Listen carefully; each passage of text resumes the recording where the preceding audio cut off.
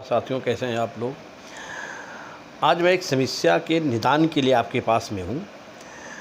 अपने बीच में एक बहुत बड़ी समस्या बनी हुई है कि अकाल मृत्यु हो जाना।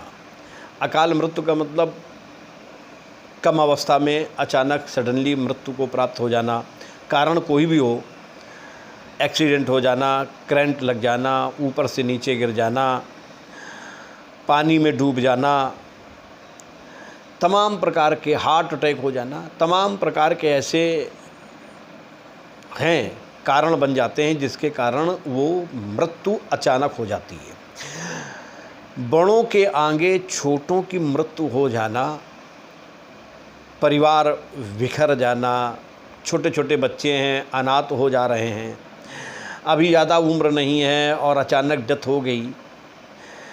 ये ऐसा बहुत आजकल हो रहा है। बड़े बड़े परिवार टूट रहे हैं, बिखर रहे हैं।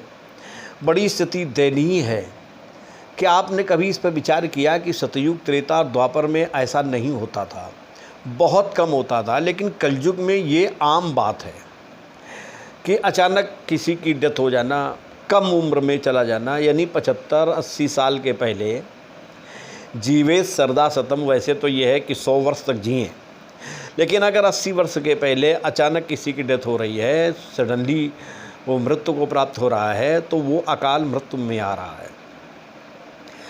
अब इसका क्या कारण हो सकता है कि अकाल मृत्यु क्यों इतनी बढ़ गई है? वस्तुतः इसका एक कारण और है कि हम लोग अध्यात्म से बिल्कुल दूर जा चुके हैं। हम लोगों ने अध्यात्म को बिल्कुल छोड़ दिया है, जिसके कारण ये बहुधा घटना घट रही हैं। अपने घर में इसके उपाय हैं इससे बचने के। कैसे? अगर अपने घर में शालिग्राम भगवान हैं तो शालिग्राम भगवान को स्नान कराओ। अगर वो नहीं है तो लड्डू गोपाल को स्नान कराने के बाद में वो जल आप स्वयं पिएं और अपने पूरे परिवार को पिलाएं। इससे अकाल मृत्यु से बचा जा सकता है। कहीं भी आप घर से निकल रहे हैं, आप कहीं जा रहे हैं अपने घर से निकल करके, तो आप ये जल पी करके अपने घर से निकलें तो आप अपने घर में सुरक्षित लौटेंगे। एक और बता दें कि तुलसी की पत्ती अगर शालिग्राम भगवान पे चढ़ाई जाए या लड्डू गोपाल पे चढ़ाई जाए और दूसरे दिन चढ़ी हुई तुलसी की पत्ती को अगर हम लोग खा करके और घर से निकलें तो भी हम अकाल मृत्यु से बचते रहेंगे। ये बहुत महत्वपूर्ण बात है। भगवत गीता का प्रत्येक दिन पाठ करना अकाल मृत्यु से हमें बचाता है।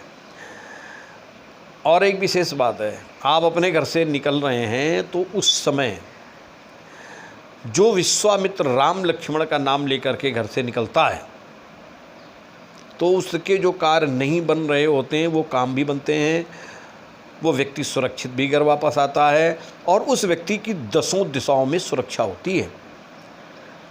इसलिए साथियों, हम लोगों को अध्यात्म से जुड़ना चाहिए, इन सब चीज़ों को मानना चाहिए, जिसके कारण हम दीर्घायु को प्राप्त हों, हमारा परिवार सुरक्षित रहे और हम लोग सुरक्षित रहें। इसलिए ये उपाय करना बहुत ज़रूरी है। तो साथियों, हम धर्म से जुड़े हैं और इस तरीके के अगर कार्य करते रहेंगे तो दीर्घायु प्राप्त करेंगे और आनंद लेंगे, ज़िंदगी आनंद में होगी। तो मैं आज इस उपाय को आपके बीच में मैं बता रहा था कि किसी प्रकार की मृत्यु हो जो अचानक हो रही है और कम आयु में हो रही है, वो सब अकाल मृत्यु है। तो साथियों, मैंने आपको ये उपाय बताया है, आप ये उपाय अवश्य करें, आप अपने जीवन में इसका लाभ लें।